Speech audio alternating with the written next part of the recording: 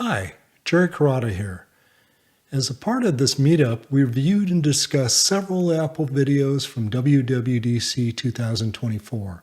However, when we tried to post this meetup recording on YouTube, we got a copyright violation. So we've removed those videos from the recording, but not our discussion of the video's content. And we've added links so that you can watch those videos on your own.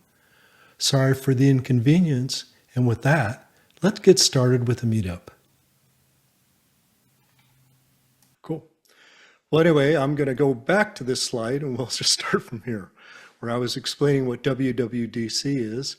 WWDC is Apple's Worldwide Developer Conference, hence the WWDC part. It's something they do every year.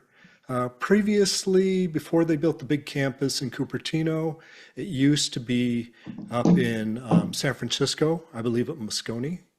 And it was, like a really tough ticket. Now it is spread out into a 4-day thing, but what they do on day one is they do it at the campus for press and selected developers / YouTubers. So all those guys, that come out and they go, oh, they just announced this and this, and on YouTube and things like that, those type of people. Days 2 and 4 through 4 this time were a series of online presentations, and they covered the entire Apple ecosystem in depth. If you will, we'll go to developer.apple.com and you'll just see the huge number of videos that they have up there. So anything in the Apple world you can see. Okay, but this year, WWDC day one, which is the real keynote and all that stuff, was all focused on AI. As you may or may not know, Apple it's a key technology for Apple and virtually every other company out there in the world. Their focus is integrating AI into devices and on device versus calling things in the cloud. We're used to, oh, there's this big data center and we have our models running out on our big data centers and things like that. They're much more looking at having your models run on a Mac or a phone or something. So something close to the end user. And that brings with it a whole bunch of issues that we'll talk about and gives them a different flavor, if you will, of machine learning and AI. Any questions on that or comments? If you new people especially, we're really easygoing here. If I say something that you think is wrong, just say, I don't think that's right or something like that. Or if you want me to go back over something or just have a comment you'd like everybody else to discuss, just throw it out there, okay? It's not real formal here. So like I said, their focus is on device AI and ML versus calling out to a cloud server or something like that. They still may call out to the cloud server, but they're going to try to get as much functionality as they can in the user's hand or on their screen or whatever. That is just something they do. It is the very nature of who Apple is as a company. They've had for a while these series of M-series processors, M1, M2, M3. I don't know if there's an M4 now. And they run on Mac and iPad, things like that. So those are primary targets that they're using within their AI focus.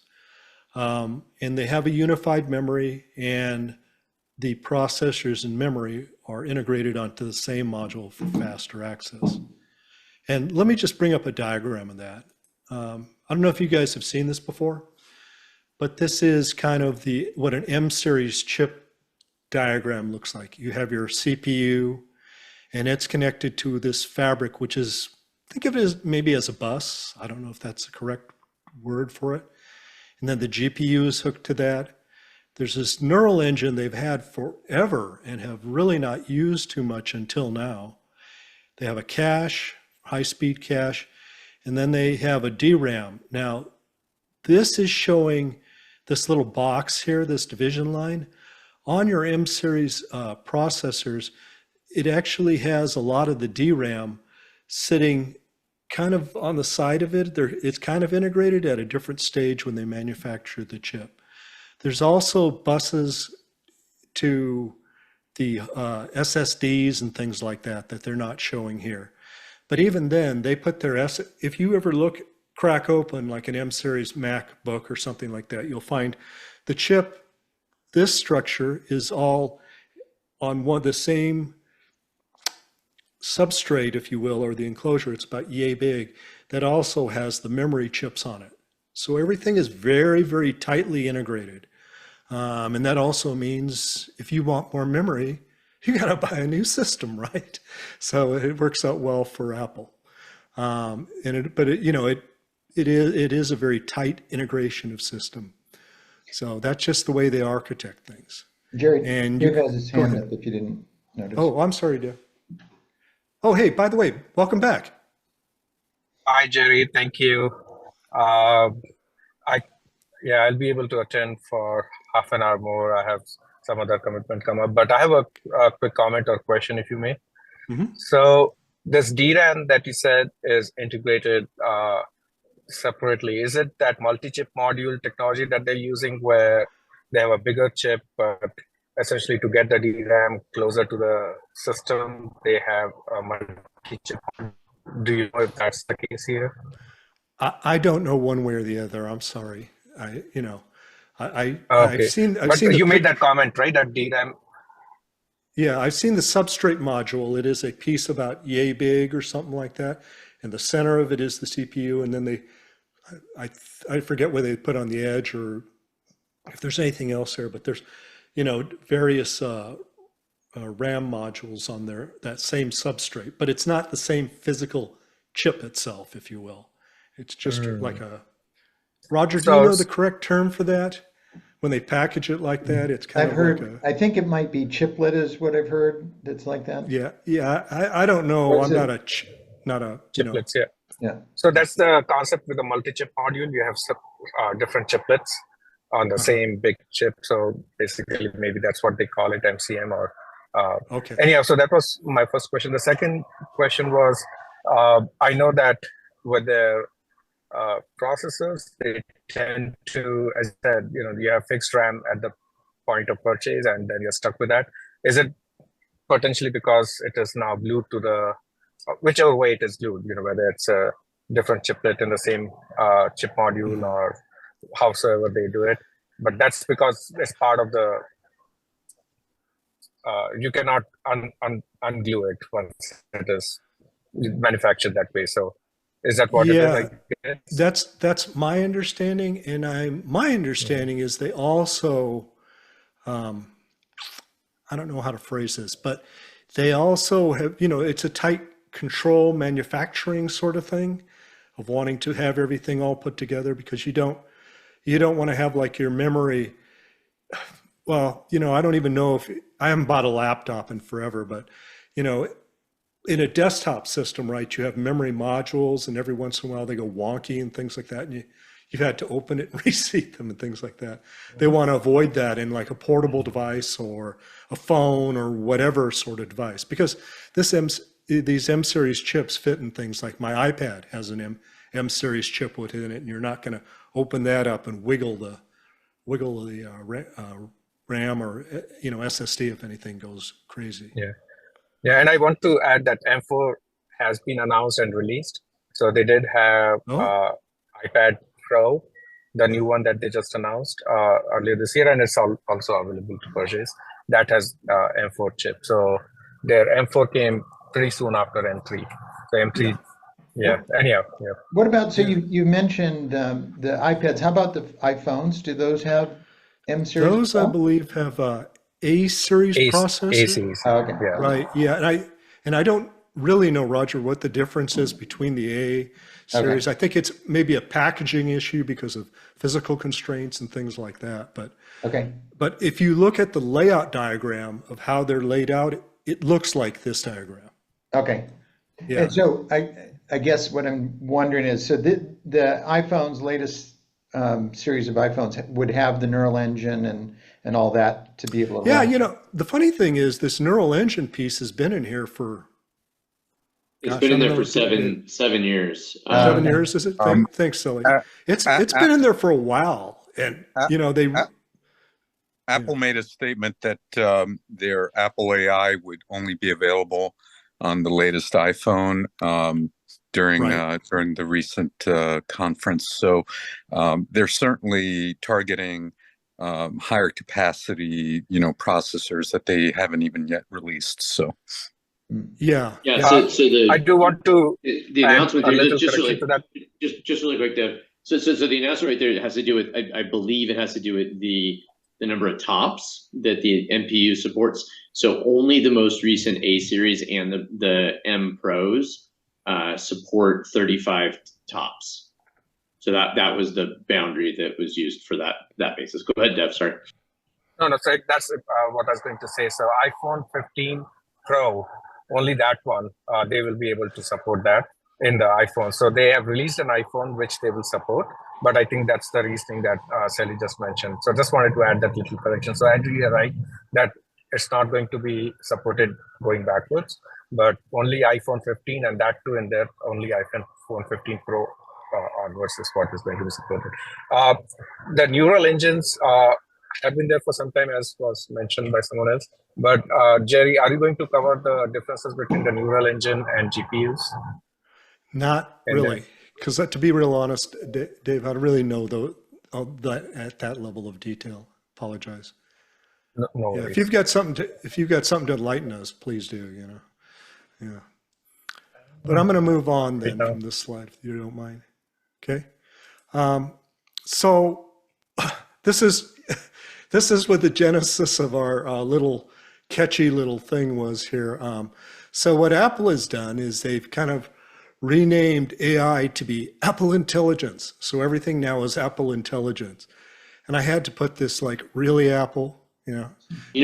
you know why? It's because it was originally called AI, but then that just didn't work, and so after a while, AI didn't fly, so they just went with it. Even simpler and more obviously Apple. And it is on kind of on brand on them for them to sort of redefine things in their own vision, if you will. Okay, and what it is the integration of ML and AI into Apple products and apps. And surprise, surprise, it's focused on the Apple ecosystem because there is no other ecosystem out there other than the Apple ecosystem. And you have to look at that, and that forces some constraints, right? Because what does Apple sell?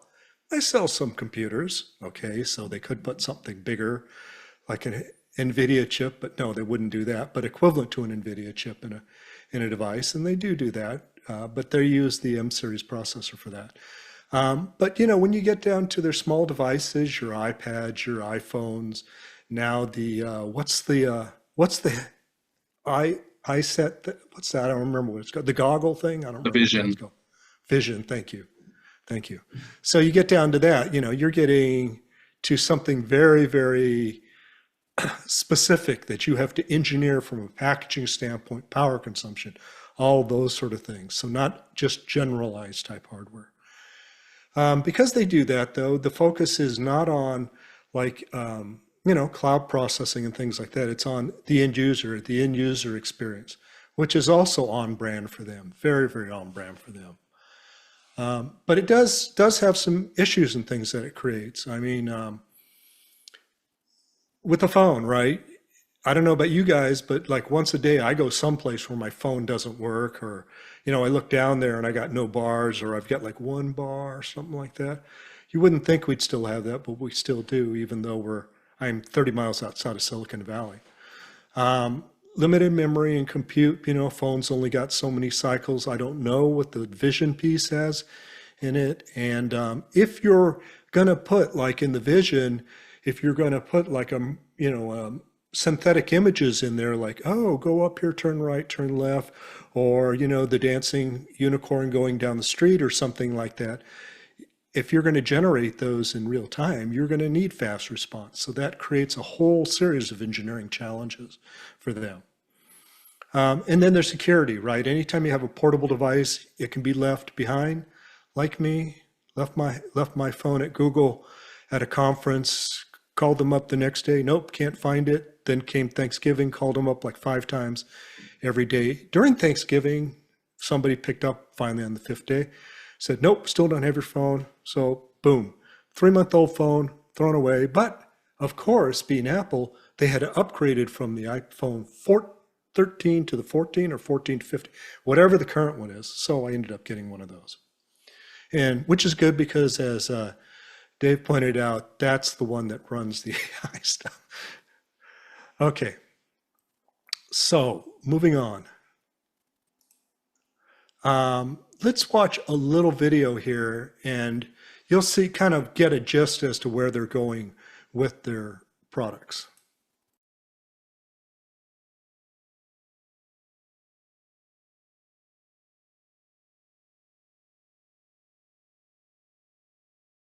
Type way of approaching AI, and maybe the Apple Intelligence. Okay, you know, it's marketing hype, but you know, it is a little bit different, and they're trying to set them apart. It does seem like the message around bringing the generative AI, to the iPhone, to iMessage. I can see a lot of use of that kind of low level of creativity. Mm-hmm. That was pretty cool. Yeah, I think people will just get used to that and have an expectation that everything will work that way. Yeah. And you know, I mentioned this in the group thing, but the market has reacted very, very positively to Apple Intelligence or Apple AI or whatever the heck we're calling it. I mean, their stock is just, whew, you know, and my NVIDIA shares have just went down, down, down. But that's another story.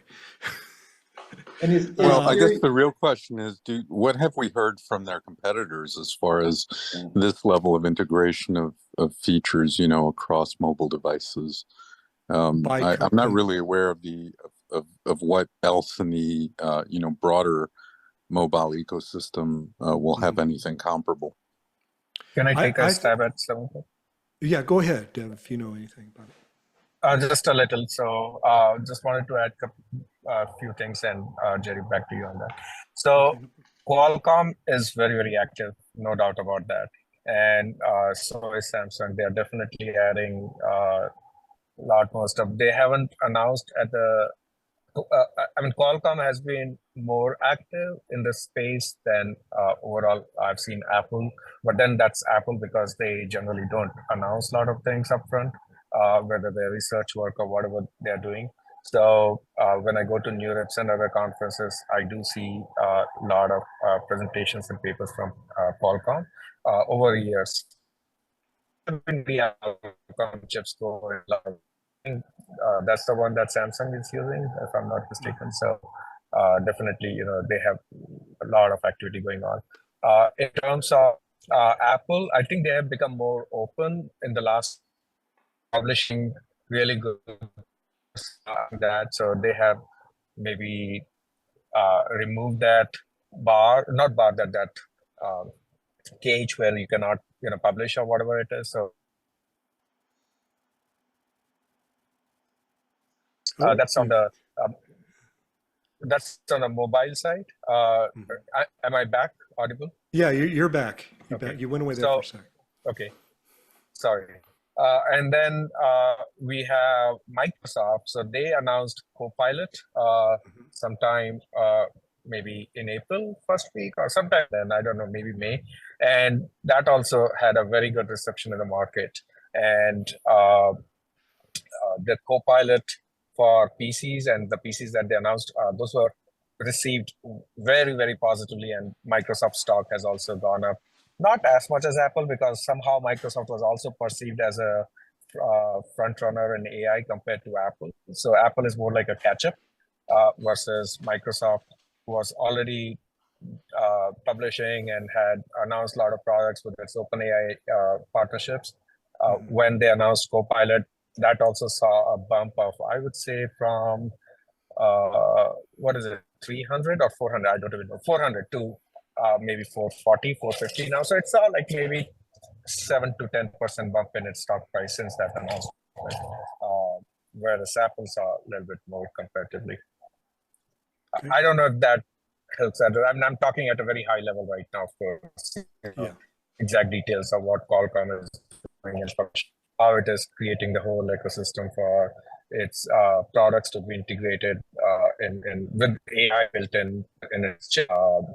So unlike Apple, which is a one vertical, one shop where the entire vertical solution is available, those are implemented by several parties in the supply chain of the actual final product. Yeah, and I think that's just a cultural difference between the companies, but in this particular space, I think a lot of users, I don't know, I have a feeling they're going to like the Apple solution that may not be as technically, what we would look at it and say, oh, that's not that big, but on usability and things like that, I think it fits very well in their typical ecosystem advancement. That's a thing. Okay. Yeah, what I was mentioning had a lot more to do in my mind with just what the perception of the state of the art will be in the general population as far as access to these tools. And it's pretty clear to me that everything outside the Apple ecosystem, particularly in mobile, is probably going to be 6 months behind at least. And I'll leave it at that. Yeah. All right. Let's move on then. But you saw what they're trying to do with that. So of course they have a tool suite for doing all of that. And, I've got a few of them listed here. There's integration into things like Siri, clips and video. These are Apple products.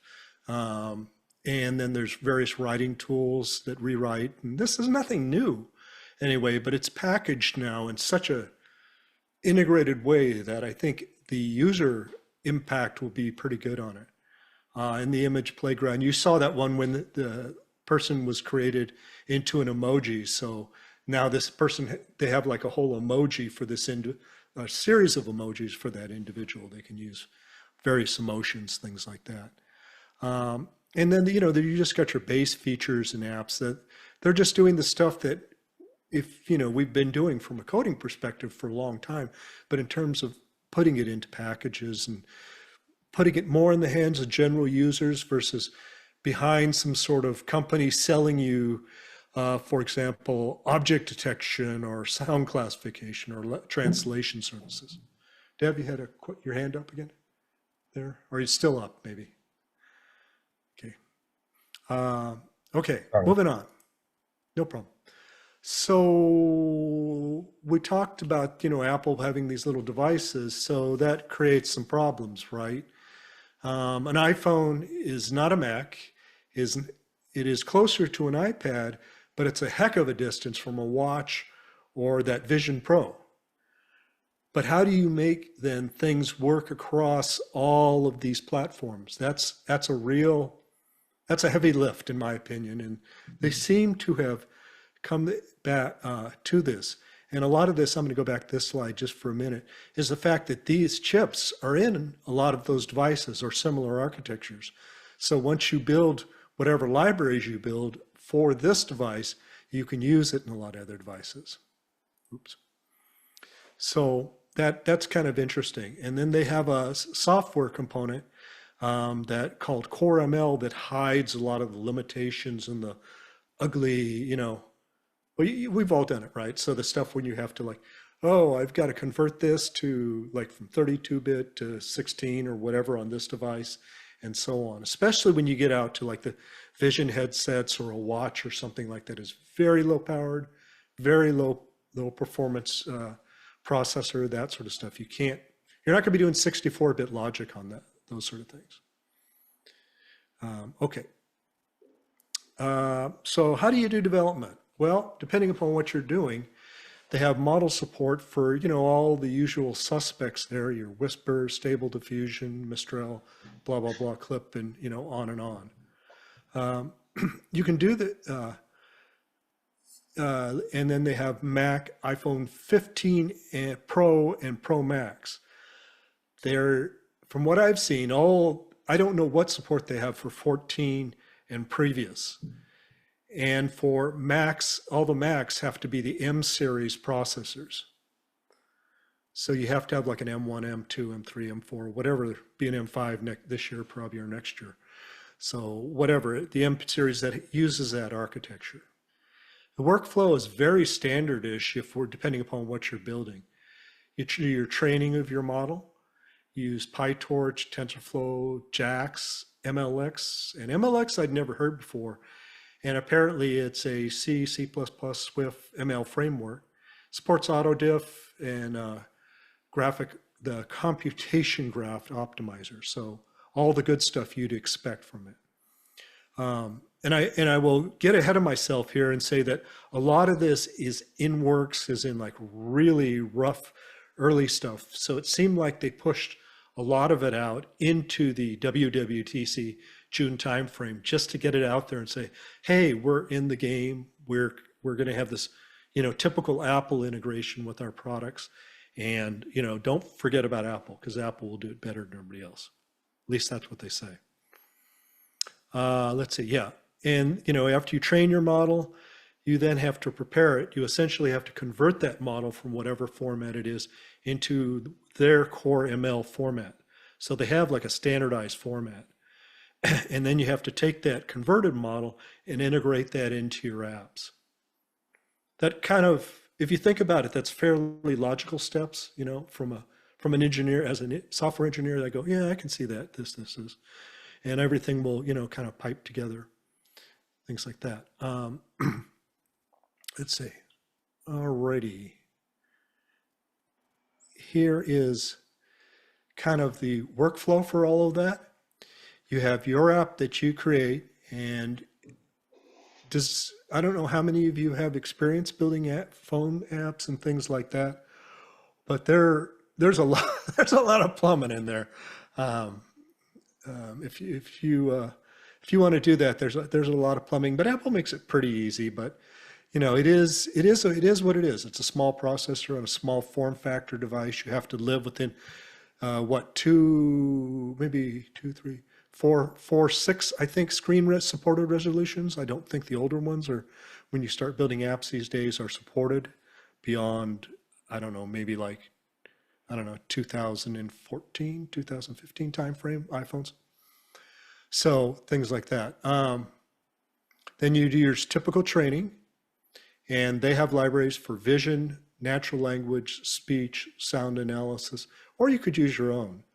And then they have this core ML that acts,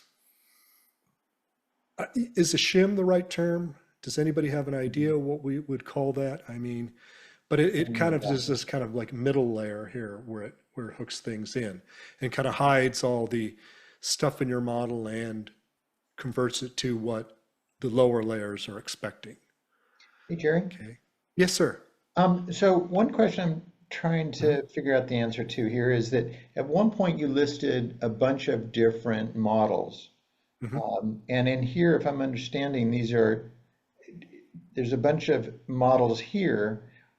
Is the intent, are they going after kind of an Apple standard model that is supported on platform, or are they basically making it so that each app can bring in their own model? I think it's Roger, I think, and this is me, having spent like 2 days on this, so I don't think my model, but my understanding is complete. Let me put it that way. But I think the intent is that they realize that a lot of people have built something. They have their magic model they trained and things like that. And they're going to want to use that to differentiate their product from anybody else, right? Okay. So they're going to let you bring that in. On the other hand, you may not have done like a vision or a natural language type model or something like that. So they'll have something there for you to use. Okay. So I think it's an either or, but I'm not absolutely sure, to be honest, but I just get that feeling reading that there's a little bit of I don't know, when you watch their videos, you can kind of, there's like some that are over here and they're talking about, PyTorch, blah, blah, blah. And then over here, they're talking about this Apple product that does that. And, there's obviously an overlap in the two, and it seems like they're letting you go both So ways. so I'm taking that there would be like a standard language model that is available that you can use. But on the other hand, we're not going to prevent you from bringing, you app developer, we're not going to prevent you from bringing in whatever model you like. Yeah, we'll get to that Okay. second case Okay. in a little bit here, but yeah, that's definitely occurring. Okay. These things on the bottom are more when you get close to the hardware. They have acceleration, and I don't remember what BNS is anymore. Metal performance shaders, if you're familiar with GPUs and graphics cards, shaders are the ones that let you do occlusion and things like that. But it's really what it is. It's the performance of the shaders and things like that. It knows that something's behind or whatever and all that. So it's really hardware acceleration. Okay, let me move on here. So let's see how this works if we had, Roger, in your case, a model that you already had and you want to train it and get it on an iPhone or something like that. Does that work? Mm-hmm. Okay, so there's a little video here they have that we can play and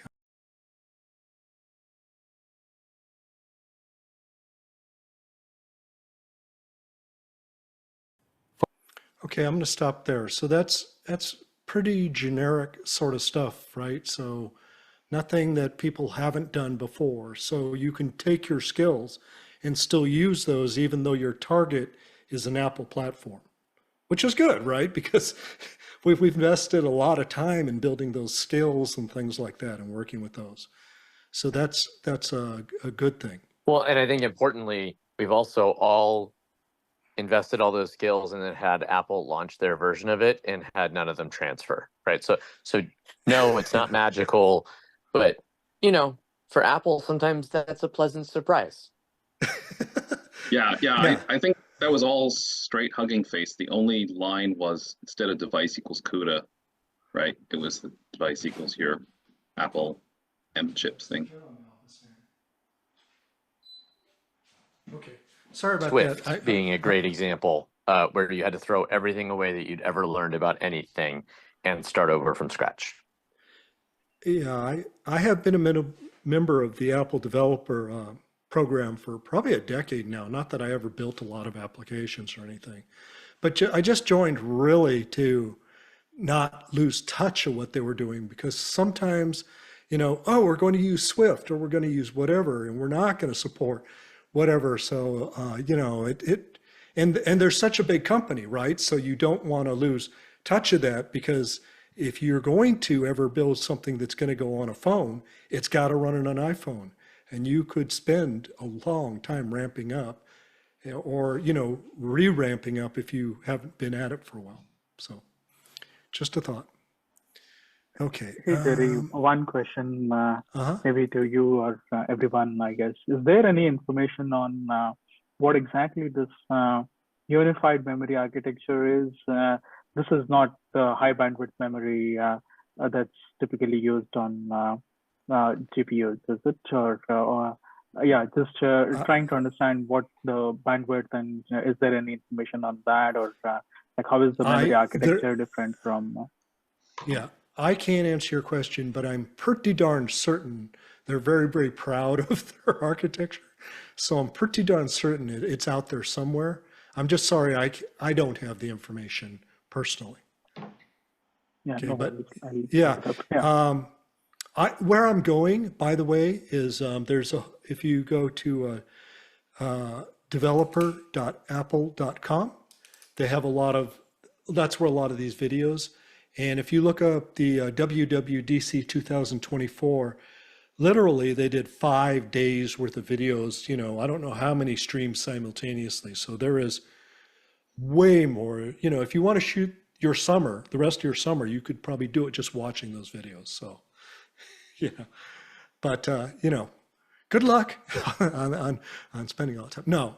There is just tons of information out there, and I'm sure no matter what level you want to go at, it's out there in that stack somewhere. Okay. Any other questions? Okay. So we did PAF, did that, and we did that train thing. Okay, so let's move on here.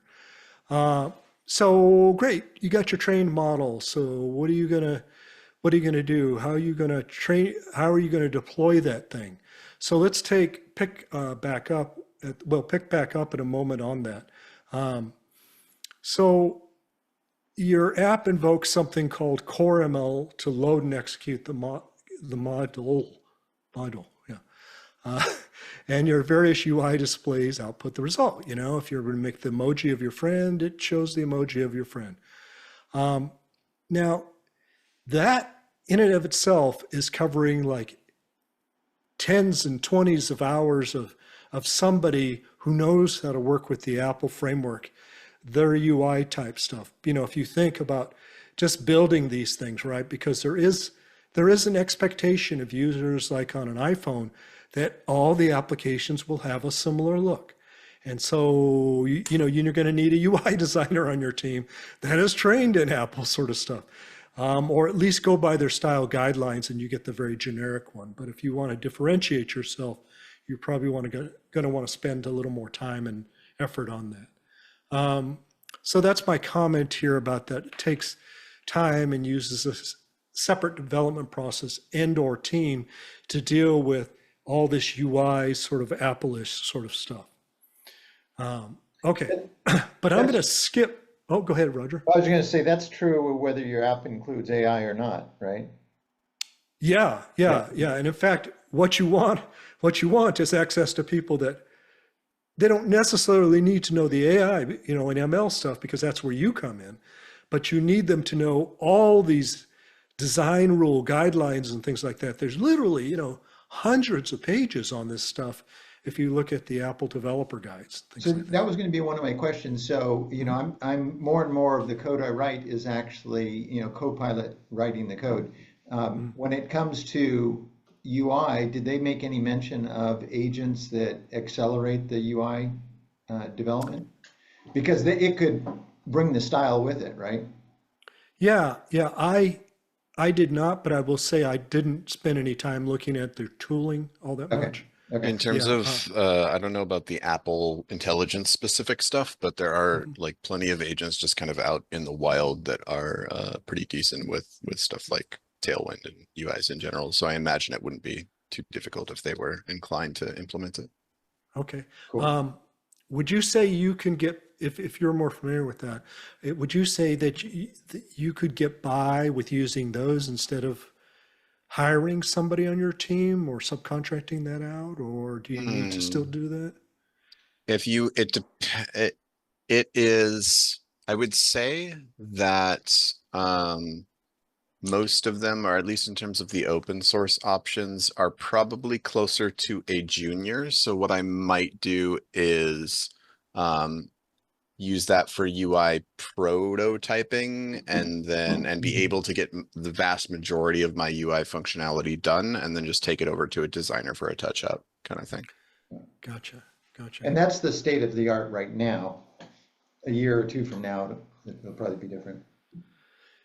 Yeah, Roger, are you thinking that, you know, they may have a tool that would kind of replace these folks, or a portion of the workflow at least?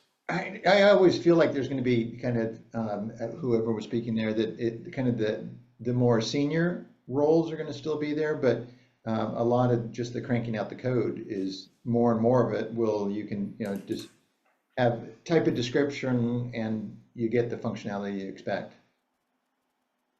Yeah, I think it's a little more than just code with the Apple things. Their guidelines are very strict about, you know, theming, emoji, you know, I'm just trying to remember what it is. And Right. Warren, you may know more about that, but they're not strict is probably not. Their guidelines are guidelines, right? So they can't make you do it.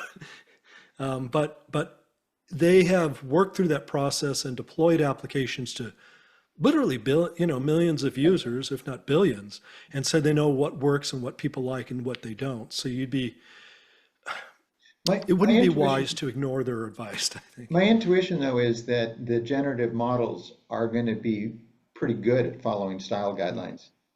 Yes, I think, having a very strong style guideline, I think it will help a model rather than hinder it, generally speaking. Yeah, I could see that. Okay, but anyway, that we saw previously what you do to move. We moved. I forgot which model we moved into their development process. So, how do we sort of demo, develop, and test it? And they have a little way of getting around that too. And let's play this video on that.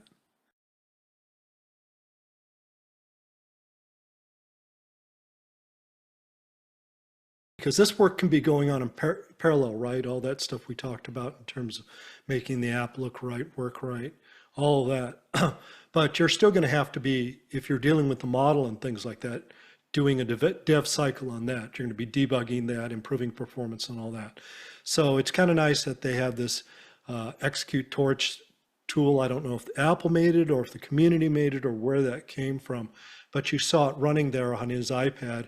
And it's more like just a command line thing. It doesn't have any fancy formatting or anything else, but it just seemed like a really kind of cool way to train your model, or not train it, to run it and see how it's performing.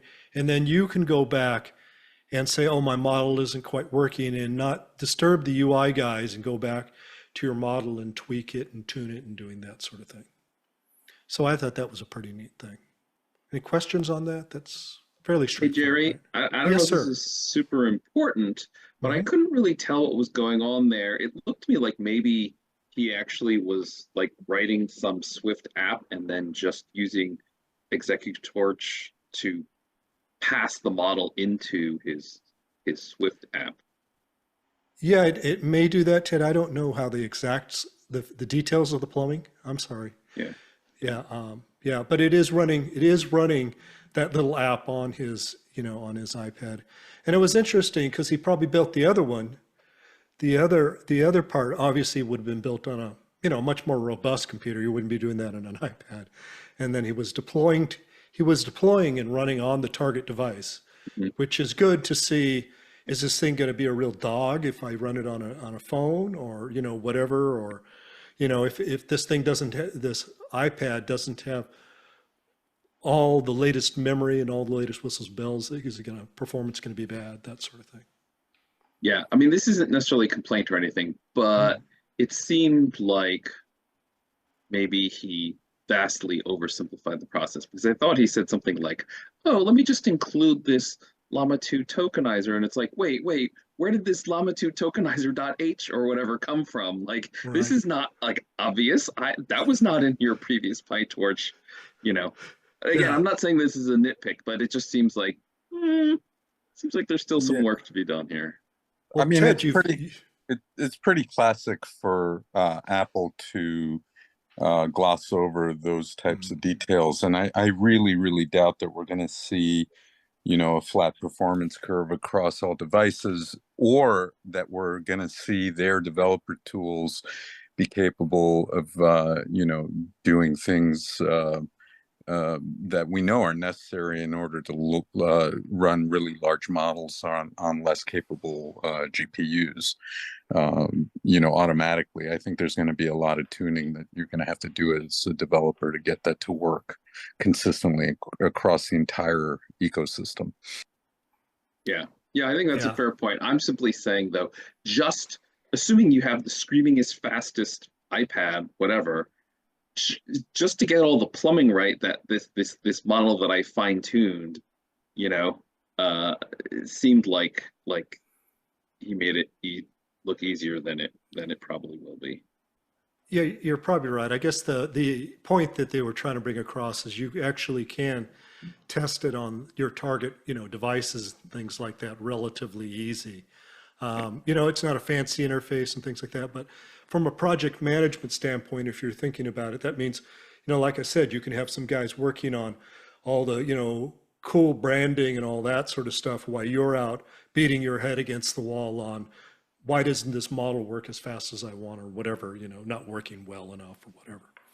So I think that was kind of the point, but I might be wrong.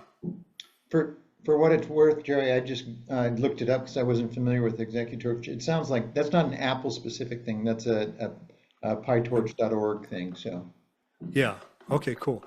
So that's good. That's good, right? That means it'll be supported you know, how many times have we seen a product we depend on and it was, you know, oh, some guy's side thing he wrote at 3 a.m. or something like that after beating his head against the wall at a Google or a Microsoft or things, and he left and it just died, and your whole, you know, workflow just kind of falls apart. We've all seen that happen before. So, okay. That's the one we watch, right? So I don't need to do that. So just kind of going back to this. So what is special about ML on Apple devices? Well, one thing is we're running on a device, right? Versus the cloud. I've kind of mentioned that earlier, but I want to re-harp on that just because it is a little bit different than what a lot of us are used to. We're used to running, you know, someplace where we have a lot more resources and what have you not. And we don't have to deal with all the problems of a device. So what you have to keep that in mind when you're doing this. It should be, if you can, make as much as your app run functionality-wise standalone, without the network connection or anything. Let's see, focus on ML integration into apps. Yeah, that's kind of a mindset shift, I think, for a lot of developers, is to focus on the app sort of thing. And if you're going to really buy into Apple, Google, or whomever's mobile type development structures, that's like a whole nother set of skills that you have to pile on into your bag of tricks. But the good thing is that the reach of these apps is big, and I did put this caveat here that it may require newer Apple devices. Here's the ones that are on the bottom there that are supported with Apple AI or Apple Intelligence here as full support on. So the ones I saw were the iPhone Pro 15, iPhone Pro 15 Max. That's an M series processor in there. Your iPads with an M series and your Macs with an M series. I don't really do with the watch or mess with it, so I don't know, you know, what versions of the watch, because there's been like, I think 9 or 10 versions of the watch now, processor-wise, function-wise, display-wise. And I'm going to guess some of the old ones probably don't run this very well, any of these apps very well. And you would build watch-specific apps. The watch has its own interface, its own kind of human interface guidelines and things like that. So you really have to look at that and see how that works in there. And on the Vision, on the Vision devices, who knows? Do they even sell any these days? I don't know. I've never seen one in real life personally, except maybe on display at an Apple store. Okay, but why would you go through this? It's a lot of work. It's a difficult thing. But here's one thing. The App Store is this hugely profitable business. And this is not saying your app is going to sell this sort of money. It's via your app to your end user. This is the sort of money. As they say, end users have generated 1.1 trillion. So let's say the Amazon app. So if you're a guy at Amazon, your company, a lot of your interface is going to come from an app or something like that. So if you can put a feature on that maybe, increases sales by 0.1 of 1%, you've put a lot of zeros on there, and you've brought a lot of good to your company. So this is why it's kind of important to think of like these small devices from a business standpoint as a channel that you want to use, and that having this, it justifies the expense, I should say, of AI engineering and things like that to become a better channel, just because the market is so big and just a tiny percent is so much more money to the company. Okay, I'm going to get off that soapbox. Various ideas. This is what I came up with in 10 seconds, just some try-ons and things like that, clothing, furniture, this and that. My wife and I just redid our living room, spent quite a bit of money. I really wish there would have been better virtual apps for trying this stuff on, because it was trying the couches and rugs and all that sort of stuff, furniture pieces we bought, because I think we made some mistakes using the ones I have. Hopefully, as we go on, time goes on, they'll be better. Tutoring, maybe that can replace tutoring. People don't learn in the same way. I've never been one of these book type, chapter 1 says da da da da da, chapter 2 says, type learners and things like that. Travel previewing, we are now in the process of booking our latest trip. And Roger, you'll be thrilled, we're going to Turkey. So we're looking at all these things, and somebody is going to sell us like a balloon ride or something like that, and I forgot the name of the place in Turkey with it. It's real famous for that, but things like that. Somebody's going to get some money, and it's probably going to be the guy that has the best looking stuff on his website. Okay, and then there's, we can sit here all evening and come up with ideas, and we're almost done. So what is the time frame for us folk that do development? Well, right now it's time to, if you want to get into this sort of thing, is to see what is kind of the boundaries of the box of the development environment. There are a lot of videos, like I said, they shipped out. And so that's what you want to do. A lot of these libraries are coming out in dribs and drabs and things like that. So the feature you want may not be there, but they're supposed to mostly be there by fall. But this is fall and computer library deployment time, which is not real time, right? We know that, right? Things happen when you're building things. There will probably be a big push to get this on the next version of the iPhones, and those typically come out sometime in fall, I believe.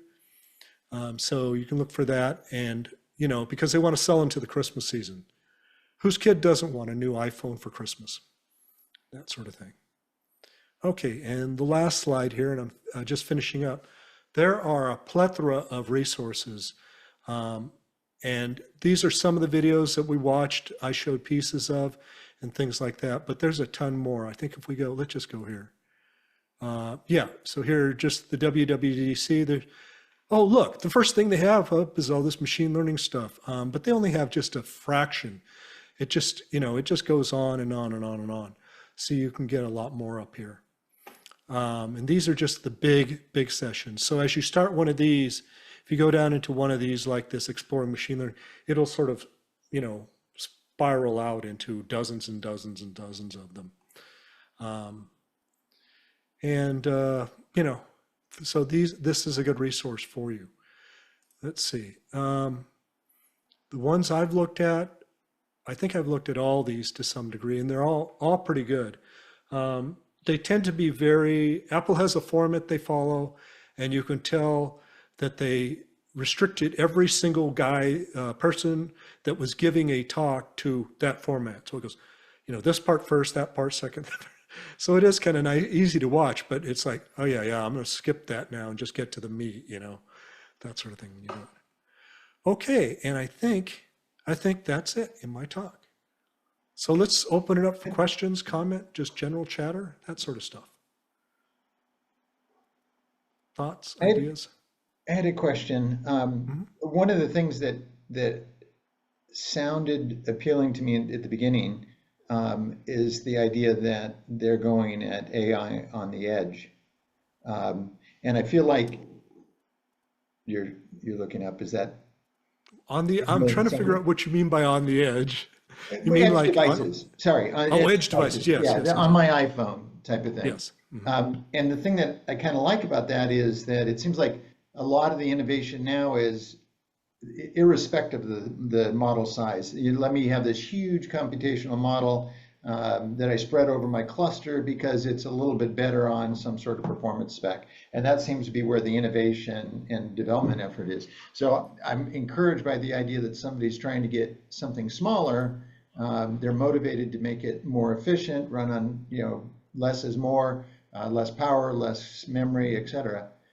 So innovation in that direction by a commercial entity is exciting.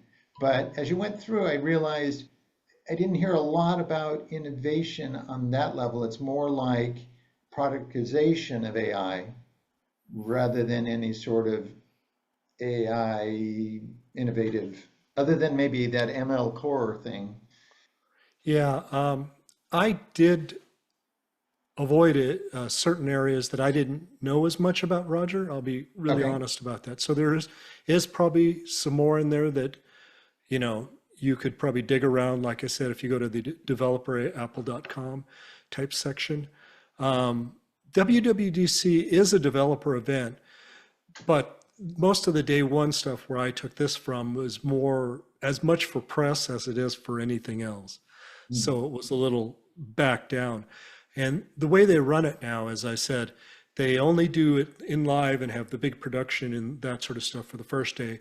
And then the rest is now online. The other 4 days are online. They're just dropping day 2 videos, day 3 videos, day 4 videos. And those go into, tend to drive into much more details. So I apologize if I, gave you the incorrect impression, because I honestly don't know what they're doing at that level.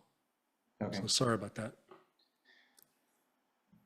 The other question I had was, so with Siri, are they, I don't know how much the different language or voice interfaces are starting to leverage language models at this point. Was there any talk about getting Siri to be kind of more conversational? I've heard, I didn't see a specific presentation or video on that, but that has always been a goal of it. There are constraints though, because the more memory space you allocate to Siri and things like that, the less you have for other tasks, because Siri does so many, it's all these little chat models, your Alexas and that sort of thing, are all tend to be really, really small. In fact, I remember talking to Pete Warden. Pete used to work at Google, and that's kind of what got him into the kind of the TinyML space, was that he could get one of those little models on a little bit of space. So that historically has been the way some of these people have done things, like with the voice interfaces, is to try to keep it small. Now, yeah, somebody should probably look at, hey, with AI, we can do all these other things with it. So maybe we should open that up in our phones. I don't know how much memory your phone, probably what, 8 gigabits or something like that now on a phone is becoming common, so yeah, those old restrictions may not apply, I guess is where I'm going with that. And along with that, I guess, would be, will Siri, did they say anything about that? Siri gets to know you? They talked about context, I guess, within a conversation, but not a longer term context. Yeah, I don't know what their plans are, but my 2 cents is you have to be really careful in that space. Yeah, I suppose you're right. Yeah, caution is urged, because there's a whole plethora of, your best friend is Siri, so you tell your best friend all this stuff, all that sort of thing. You don't want to go there, and if you're Apple, you don't want the lawsuit that can come pending from that, or if you're Roger building his app, you don't want to, your shrink app made my kid jump out a window or something like that, because your model, your language model said, well, you should just jump out the window or whatever, something like that, hypothetically. So yeah, I think we have to be a little careful. We have to perhaps pull ourselves back. Okay. Anybody else have any questions? Comments? You guys want to do this? More general comment, I guess. I mean, yeah, more open question in some sense. Is there a difference in the sense of how there is a different view of Microsoft view of how the inference should be done? Like maybe some inference is better suited for on-device, some is suited for cloud. So I think Microsoft has been saying that, yeah, you don't worry about where the inference is done. We'll take care of that, because they perhaps have their fingers in both pies, so to speak, whereas Apple, on the other hand, might be more into pushing more of it to on-device. So I don't really know, like if you think about power and latency as 2 of the currencies that essentially the end user might care about, like where most of the innovation would come from, whether it would be all be towards doing everything locally versus there is some optimization that could be done by offloading it to the cloud, because clouds are better managed in terms of power and everything. Yeah, I mean, in some sense, like, is there some conversation around what is the total value versus the cost of doing inference in either case that end users are going to incur? Yeah, I think at some point, there's a finite limit to that, how much power your phone can have, right? Yeah. In terms of, even if you can't put such a big processor in there that you ask 3 questions and the battery dies, right? Because you went through this huge model and things like that. So yeah, that's a tough one, I think. I mean, when I study back and look at what Apple has done, they've tried to make this their architecture. Let's go back up here. This architecture, since everything's on one chip, on one substrate, if you will, with different segments and things like that, that is fairly power efficient, because you don't have things going off that chip for processing. You have this fabric where something that you processed in the neural engine is very easy for your application running on the CPU to get. It doesn't have to even go off chip, right? So there's some value there, I think, on that. But with that said, there's a limitation too, because you can only do so much. And if you ask your phone to do something while it's also navigating you someplace, you can't steal all the cycles, and then the map freezes, right? Yeah. So I think it's a balance. It's a difficult. I think the on-device problem is trickier because, right now we're at the point of AI. I've heard people say this, oh, well, we'll just spin up another whatever, and just throw hardware and memory and things. Well, that's just not going to happen on a portable device. Yeah, I mean, look, my point of view on this is that we have a lot that has to be just put on the shelf in a wait and see type of attitude to see if any of this is really going to pan out in a way that's actually usable. I mean, we haven't even talked about what this is going to do to battery life on some of these devices, right? I mean, these models are not necessarily cheap to infer. So I think that Apple has done the right thing in terms of stepping forward and providing an architecture that we believe in, that has legs in the future, but I think a lot remains to be seen and has to be proven by Apple in actual use cases with real world examples and actual user experiences. Rather than what we're going to see on a stage, in the format that we've seen it so far. I just have a lot of questions. Yeah, I completely agree. We're in very early days, I think, and some of this stuff is just not going to work, and the ideas will have to be retrenched. But it's good to see one of the big tech companies, I guess, putting themselves out there. They obviously see, they're not doing it altruistically or anything like that.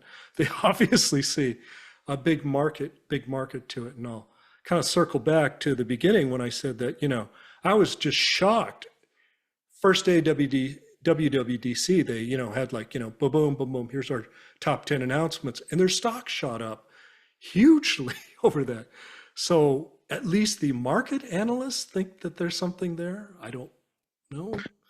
I think perhaps one of the most important things that they've done, which I kind of already said, but I want to reiterate, is that they've demonstrated that they've integrated, AI and machine learning and machine inference into their product pipeline at the deepest level, all the way down to the hardware. And they've created a set of infrastructures that are usable and at least understandable to developers who can begin to work within that framework from today.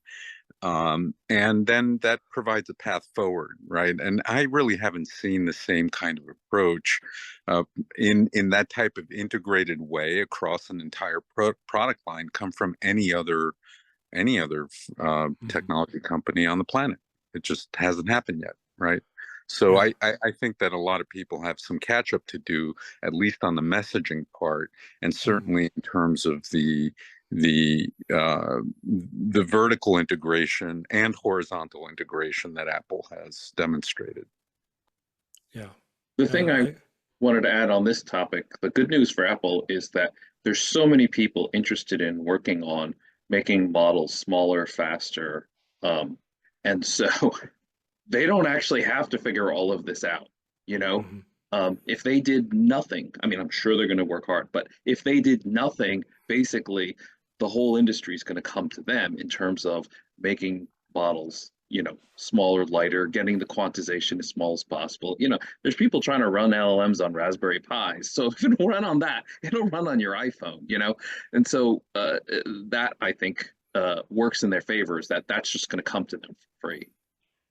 Yeah, and to your point, I mean, I was going to say exactly what you just said, Ted, which is their strategy is a marketplace strategy, not a dominance strategy right now, and I think it's the right one.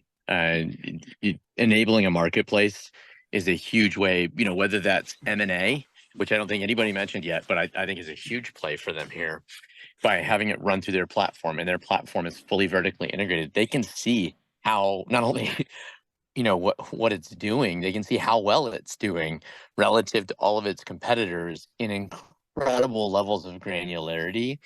And I would be willing to bet that over the next 18 months, we see 3 to 5 major M&A transactions coming from this platform. Yeah, and I just want to mention, I come from a long background. I'm not current in the Apple frameworks, but I used to be at Next, and the way that the Apple frameworks integrate, I mean, they're just really sort of elegantly built frameworks in terms of their structure, right?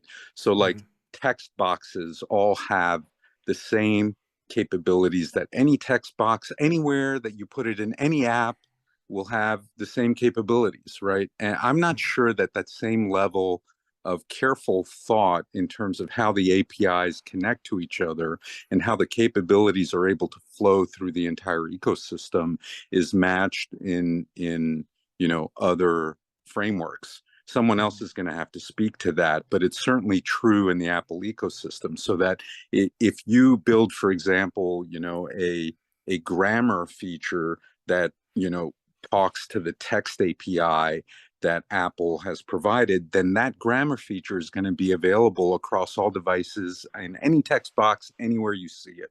I don't think the same is true in most other frameworks, right?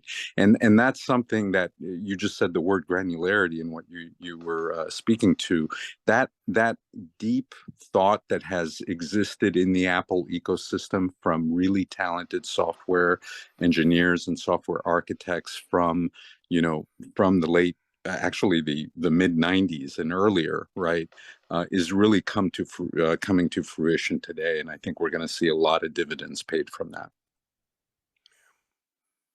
I would agree.